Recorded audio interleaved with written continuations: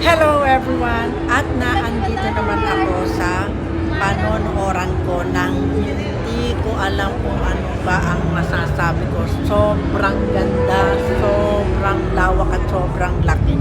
Panoorin nyo lang po ang video ito at siguradong mamamangha kayo sa makikita nyo. Tapusin nyo lang po ang video niyan.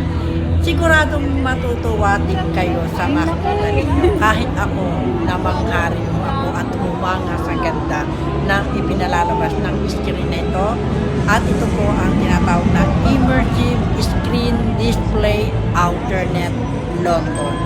Tuwang-tuwa po talaga ako at sobra po ako napakasaya dahil nakapamasyal po ako sa lugar na ito.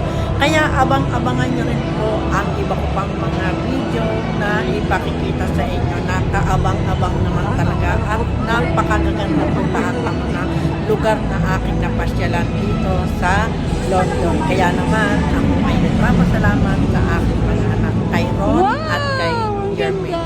At syempre, sa pagkaka-invite nila dito sa akin papunta dito sa London, ay nakita ko kung gaano kaganda ang aking napuntahan dito mga lugar sa London. Kaya naman, thank you for watching and bye! See you!